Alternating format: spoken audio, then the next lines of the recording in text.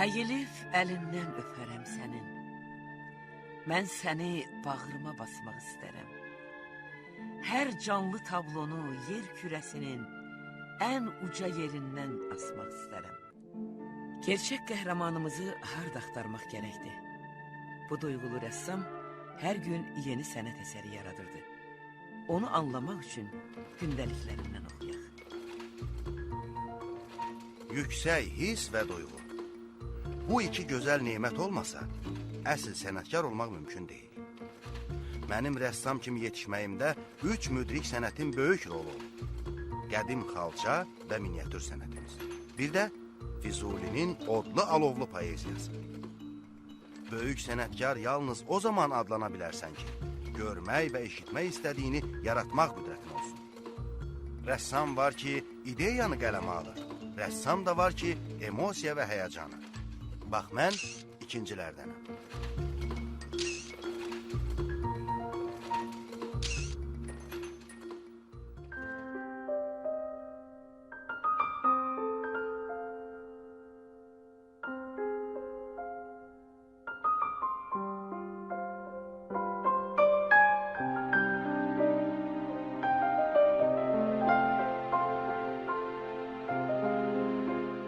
Səttar Bəhluzadə 1909-cu ilin dekabrın 2-sində Bakının Əmircan kəndində sadə kəndli Bəhlul kişinin və Hökümə xanımın ailəsindən anadan olub.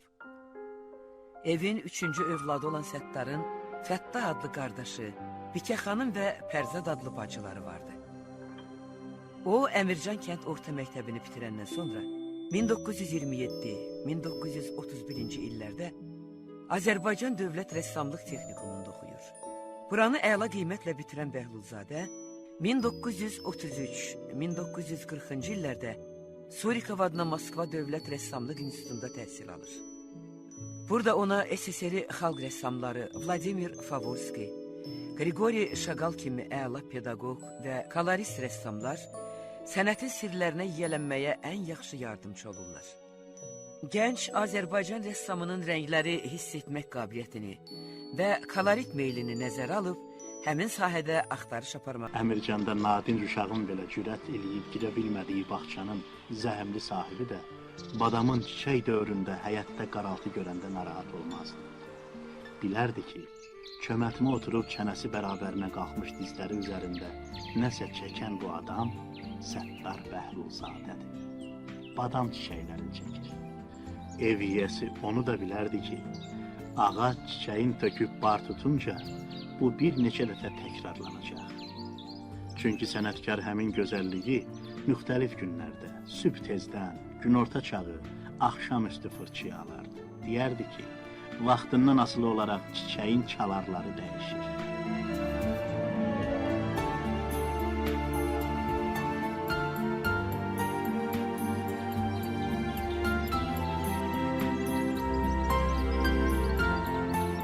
Səttar Bəhlulzadənin yaratdığı ən böyük əsər insan və ana təbiətdir.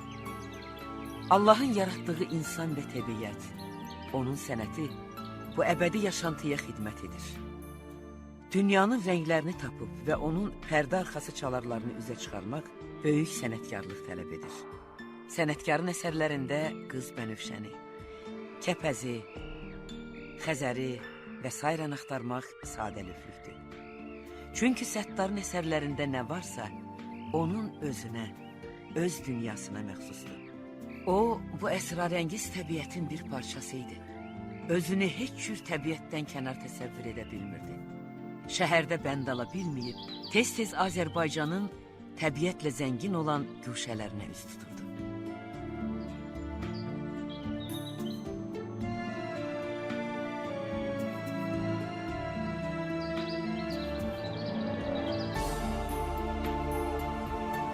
İlk dəfə Qubaya yaradıcılıq əzəmiyyətinə getdim. Qubanın gözəl mənzərəsi məni məftun elədi. Bu səfər mənim mənzərə janrında işləməyim üçün böyük əhəmiyyəti oldu.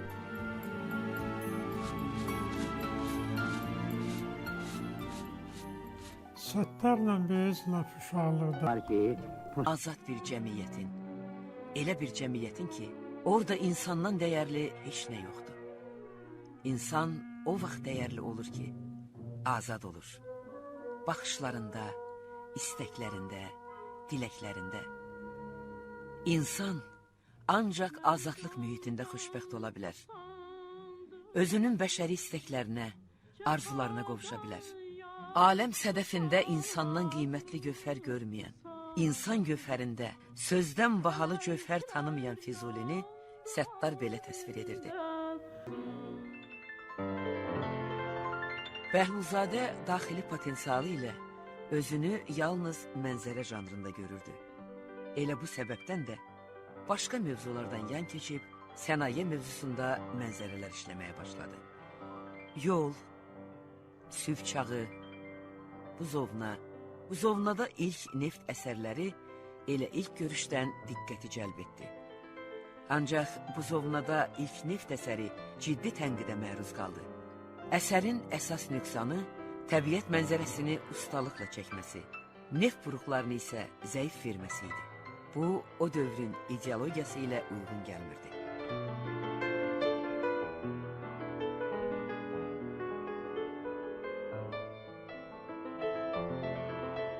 Aradan xeyli keçəndən sonra onun özündən əvvəl Əmircan, Xəzər üzərində axşam, Mavi əfsanə, Əbədi məşəllər, Suraxanı atəşgahı, Abşeron tağı əsərlərinin xoş sorağı gəldi.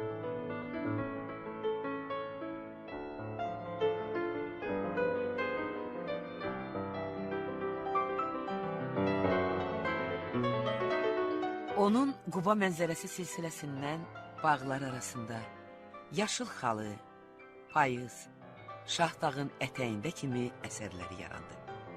Bu əsərlər sənətsevərlər tərəfindən yüksək qiymətləndirildi və rəssama böyük şöhrət qazandırdı. Həmin vaxtlardan o yaddaşlarda incə duyumlu mənzərə ustası kimi qaldı.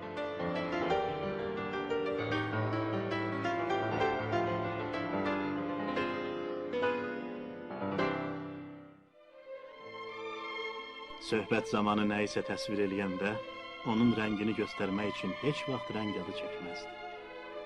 Elə bil Ağdaş heyvasıdır. Göy çaynarı kimi, Abşeron şanısı təki, alça çiçəyi, xoruz quyruğu və s. belə ifadələr işlədərdi. Bəzən bu cür bənzətmələrlə bir rəngin onlarla çalarını sayardı. Görəndə ki, qarşısındakı nəsə tərəddüd eləyir, tez fırçanı götürər, bir parça kardonun üzərində yaxud ovucunun içində rəngləri qarışdıra çalarların fərqlərini izah edir.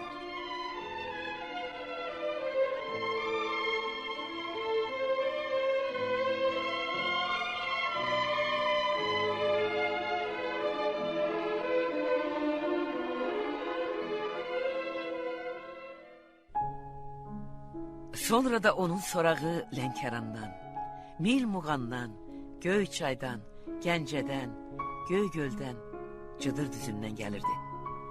Çox keçmədi ki, rəssamın həmin bölgələrdən gətirdiyi etüd və eskizlər əsasında Muğanda Bahar, Azərbaycan nağılı, Kür boyunca, Şahnabad şəlaləsi, Şuşa ətrafı, Cıdır düzü, Yuxarı Daşaltı, Göyşa kimi nadir sənət nümunələri meydana gəldi.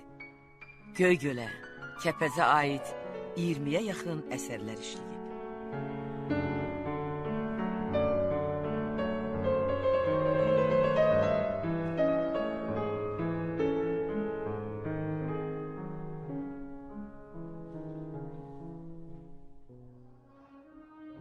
Səttarla biz çox yaxın olmuşuq. Hərdən bir də görsə gəlirdi ki, məni Bakıdan apar. Deyirəm, Səttar, hara aparım səni? Hara istəyirsən? Minirdik maşınıma, gedirdik Gəncəyə. Gökgölün ətrafında fırlanırdıq. Və onun nəticəsi idi ki, Səttar gözəl bir Gökgöl haqqında öz naməsini yazdı. Gökgöl haqqında yüzlərlə şəkillər çəkilib. Bu xüsusi yeri var. Çünki orada dahi Səttarın fırçası işləyib. Mən uşaqlıqdan rəsmlə məşğul oluram. Çiçəklər çəkməyi sevirəm. Yeganə bir dənə portret çəkmişəm. O da Səttarın portretidir. Böyük işdir. Toğrul mənim kabinetimdə Səttarla oturub söhbət eləyirik. Toğrul onu əli ilə çəkib. Ondan sonra Naturadan Səttarı mən özüm bir neçə dəfə qrafik əsərlərdə çəkmişəm.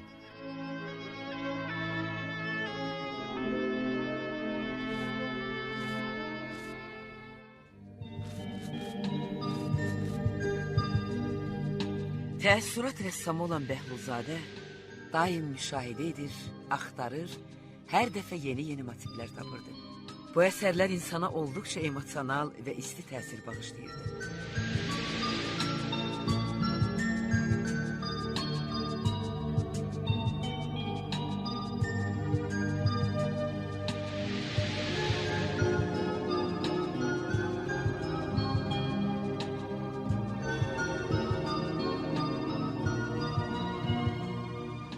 Onun əfsanəvi Neft Daşları silsiləsindən olan Xəzər üzərində axşam tablosu rəssamın ən dəyərli əsərlərindəndir.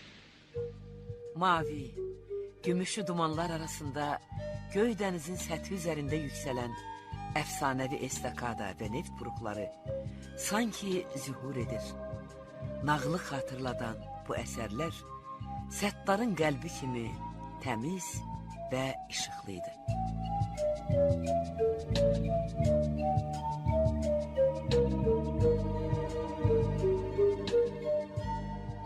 Borçalıdan təzəcə qayıtmış rəssamın yeni təəssüratına qulaq asırdıq. Yeni sözünü əbəs yerə işlətmədik. İş elə gətirib ki, onun dostları heç olmasa 4-5 dəfə rəssamın təəssüratını eşidiblər. Hər dəfədə bu təəssürat onlar üçün bir dünya sevincə, bir dünya heyrətə çevrilir. Rəssam hər dəfə Borçalıdan qaydanda oranın mənzərələrinin, sirri-sehirli gözəlliklərinin tamam təzə keyfiyyətlərindən danışır. Bir gözəldə 1000 gözəllik axtarıb. Təbiətin libas dəyişməsinin incəliklərini görüb. Hüsnünə nə vaxt, necə tumar çəkməsini həssaslıqla duyur.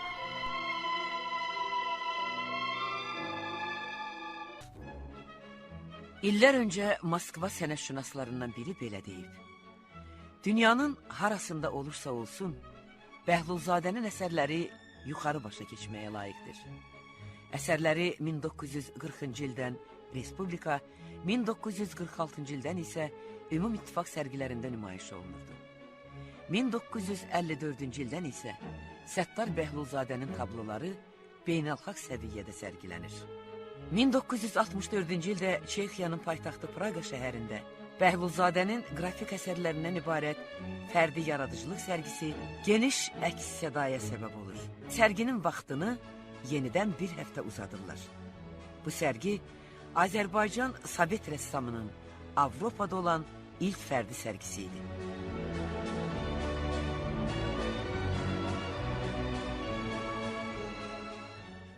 Саттар Бахузаде очень талантливый художник, очень. Саттар Бахузаде из такой скромной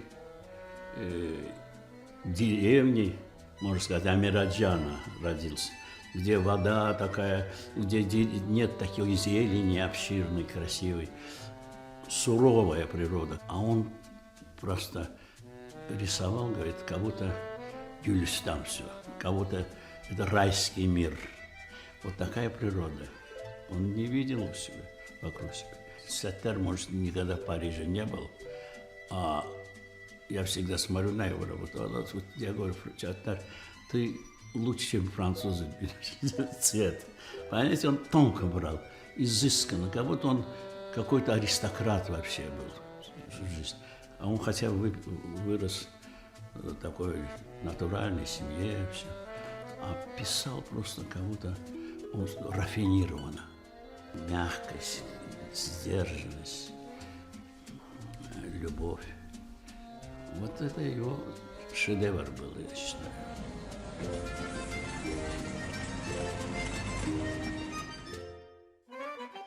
Bir dəfə Səttar Bəhlulzadə ilə Toğrul Nərimanbəyov içəri şəhərdə şam yeməyi üçün kababçıda otururlar. Elə bu vaxt bir nəfər onlara yaxınlaşıb, əşi, nə qədər dağ, dərə, meşə, gül çiçək, nar çəkmək olar. Bir insan portret də çək də.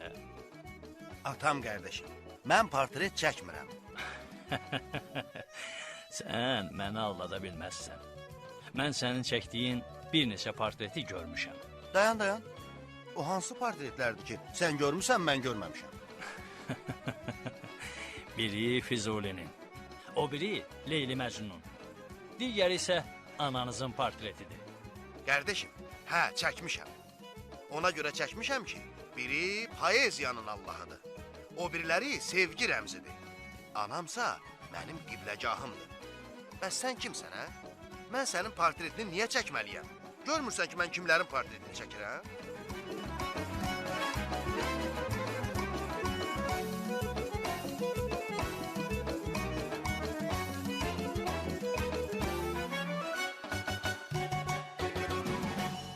Səttar Bəhlulzadə olduqca qeyri-adi adamdır. Mənim ilk dəfə onunla tanışdığım başlayıb 39-cu ildə. O vaxtda adı məşhurdur. Mən özüm görməmişdim hələ o vaxtaca. Adı məşhurdur ki, Səttar belə Səttarı. Mənim dayım oğlu vardı. O mənə gəldi, dedi ki, bir qonşuda bir rəssam var. İstəyir tanış olmağa. Dedim, onunla tanış olardı, belə çox böyük məmnuniyyətlə. O dedi ki, sabah etüdə gedəcəkdi, dəniz qırağına işləməyə. Həvəsi varsa mən də oradan qoşulum dedim. Axşamdan rəyənləri hazırladım, etüdük, hər şey hazırladım. Səhər tezdən çıxmışam balxolan, gözləyirəm buradan keçəcək. Fikirləşəm, necə tanıyım bunu, ki, Səttardır bu. Mən də təsəvvür edirdim ki, yağlı giyimi, fransız tasavvurda. Gördüm ki, içindən bir nəfər çıxdı, doğrudan çaşdım qaldım ki, mənə çaşdırdı. Fransızda bunda əsər əlamət yoxdur. Gəldim, çatdı mənə ki, xudojdan sən. Zadiyə 1960-cı ildə əməkdar incəsənət xadimi, 1963-cü ildə isə xalq rəssamı fəxri adı verildi. 1959-69-cu illərdə Qırmızı Əmək Bayrağı ordeni ilə təltif olundu. 1972-ci ildə Respublika Dövlət mükafatına layiq görüldü. Səttar Bəhlulzadə 1974-cü il oktyabrın 19-da Moskva xəstəxanalarının birində uzun sürən xəstəlikdən sonra dünyasını dəyişdi. Саттар Бахулзаде жил в Амираджанах и до конца жил там. Хотя у него была квартира в Доме художников, но он в основном пользовался только мастерской. Квартиру он потом отдал и жил в Амираджанах. И я специально для этого места сделал композицию, где Саттар стоит на фоне вот этого пейзажа в творческом состоянии. Вот он хочет создать новые шедевры. И он стоит, держа в руках два подрамника. Подрамник – это то, на что будет натянут холст и будут написаны произведения. Мало того, что он виден, живой, он же меняется все время. Зима, осень, лето – все будет отражено в этих пустых подрамниках. Уровень постамента, уровень подрамников такой, что горизонт пейзажа идет посередине этих подрамников. В этом плане, в этом ключе я делал памятник Саттару Бахулзаде во весь рост, смотрящий вдаль на эти холмы и на это озеро. И, вернее, напротив он стоит на другую часть, но он стоит на фоне вот этого пейзажа. Səttar Bəhlulzadənin həm ölümündən əvvəl 1973-cü ildə, həm də sonra 1977-ci ildə Moskva şəhərində əsərlərindən ibarət böyük yaradıcılıq sərgisi açıldı.